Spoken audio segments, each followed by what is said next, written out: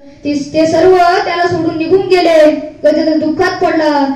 गजेंद्र रडू लागला. तो म्हणाला, आता मला या दुःखातून कोण सावरेल. पण तो देवाचा भक्त होता. त्याने देवाला एक फुल अर्पण करावं म्हणून सरोवरातील एक फुल त्याने कमळाचं फुल त्याने तोडलं व ते सोंडीत धरून वर करणार तेवढ्यात नकराने गजेंद्राचा पाय धरला. गजेंद्र जोरात ओरडला, देवा धाव, देवा धाव. देव जेवायला बसले होते. वदनी कमळ घेता हा श्लोक म्हणून देव जेवायला बसणार तेवढ्यात गजेंद्राचा आवाज देवापर्यंत पोहोचला आणि भक्ताने आवाज दिल्यानंतर देव हा धावून जात असतो. म्हणून देव जसे उठले तसे पळत सुटले आणि त्या क्षणी भगवान परमात्मा आपल्या भक्ताजवळ पोहोचले. भक्त तर काय तर गजेंद्राचा पाय हा नकराने धरलेला होता. देव म्हणू लागले, हे नकरा, का धरला आहे तू त्याचा पाय? सोड त्याचा पाय. नकर काही पाय सोडत नव्हता. पुन्हा देव म्हणाले, हे नकरा, सोड त्याचा पाय.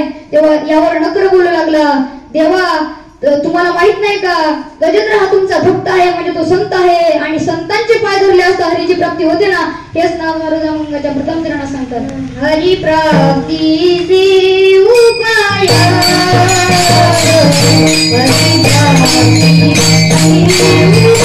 कोणते, त्यांची लक्षणे कोणती तर ज्यांनी या जन्मी व पूर्वजन्मी निष्काम सेवा करून आपल्या ठिकाणी असलेले दोष काम, क्रोध, मद, मत्सर, दंभ, अहंकार, आशा, तृष्णा हे सर्व घालवले.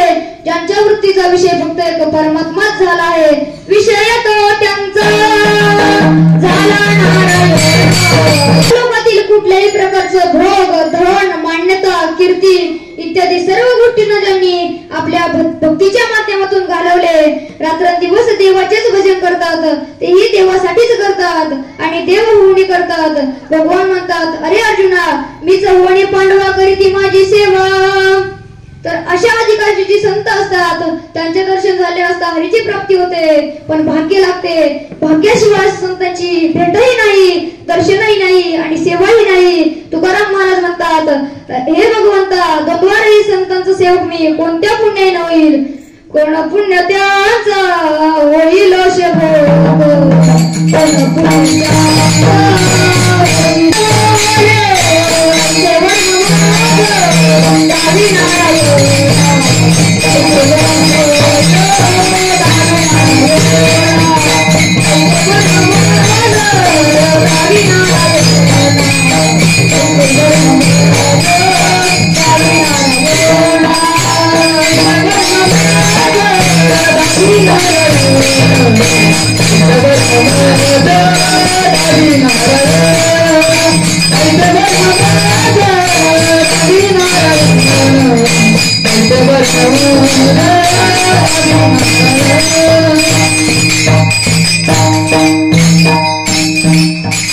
त्यासाठी पुण्यरूपी भाग्य असावे लागते. आणि एकदा का भाग्य उदयाला आले की संत पाय जोडतात.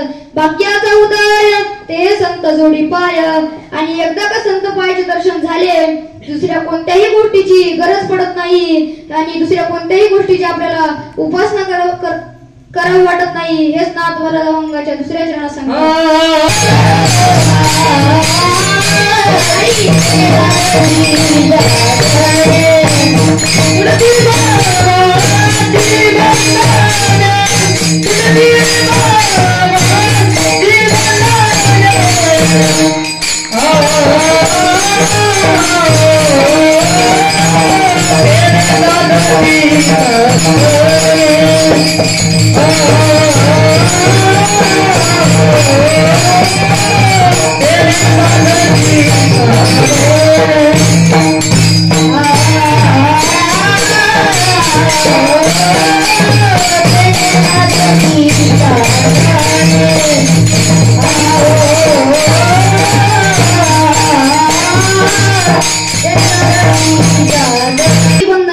तर भव म्हणजे काय तर भव म्हणजे जन्मरूपी संसार होय.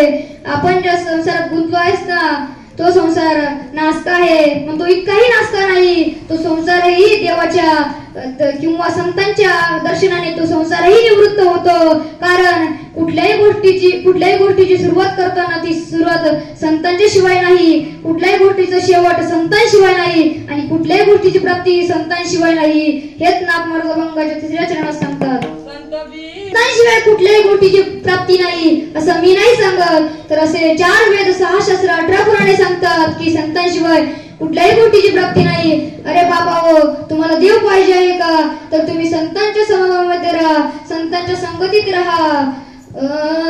संत समागमे धरावी आवड, संत समागमे धरावी आवड.